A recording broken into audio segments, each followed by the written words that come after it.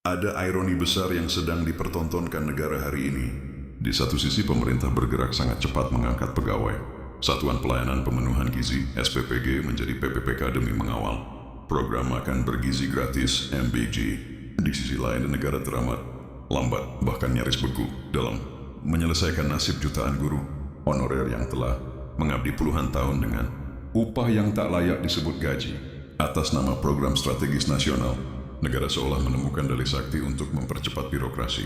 MBG diposisikan sebagai proyek unggulan yang tak boleh gagal, sehingga ribuan hingga puluhan ribu pegawai SPPG, mulai dari kepala satuan, ahli gizi hingga akuntan, dapat diangkat cepat melalui jalur PPPG. Landasan hukumnya pun disiapkan khusus lewat Peraturan Presiden Nomor 115 Tahun 2025 tentang Badan Gizi Nasional. Hukum bisa dipercepat ketika negara mau. Namun pertanyaannya sederhana tapi menyakitkan. Mengapa hukum selalu bisa lentur untuk program baru, tapi kaku dan lamban untuk pengabdian lama? MBG, program mulia eksekusi bermasalah.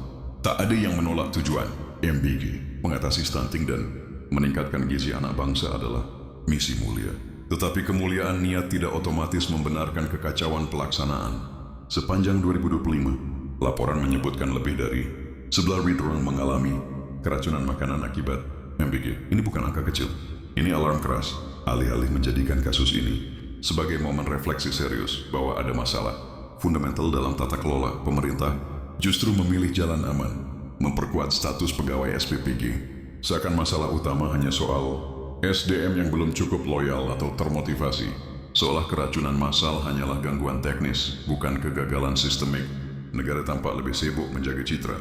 Program ketimbang memastikan keselamatan rakyat. Guru honorer, pilar bangsa yang dilupakan. Bandingkan dengan nasib guru honorer, mereka bukan sekadar tenaga pendukung. Mereka adalah tulang punggung pendidikan, penjaga moral dan intelektual generasi bangsa. Banyak dari mereka telah mengabdi belasan hingga puluhan tahun, digaji tak sampai 500.000 per bulan tanpa jaminan masa depan. Namun ketika mereka menuntut kejelasan status, jawabannya selalu sama. Masalahnya kompleks, butuh waktu, harus sesuai regulasi. Aneh, regulasi terasa sakral ketika menyangkut guru, tapi terasa fleksibel ketika menyangkut program politik unggulan. Ketidakadilan yang dipelihara negara. Kebijakan ini bukan sekadar soal prioritas anggaran atau kecepatan program. Ini soal pesan moral negara kepada rakyatnya. Negara seolah berkata, pengabdian panjang tidak selalu dihargai. Yang penting adalah relevansi dengan agenda kekuasaan hari ini. Kesabaran guru honorer dianggap bisa terus dieksploitasi. Inilah yang melahirkan kecemburuan sosial.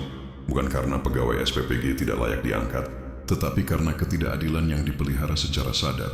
Negara yang baik harus adil, bukan sekadar cepat. Negara memang perlu bergerak cepat, tapi kecepatan tanpa keadilan adalah kesewenang-wenangan yang dibungkus efisiensi. Tak mengenyangkan perut anak bangsa penting, tetapi mencerdaskan dan memuliakan gurunya jauh lebih fundamental.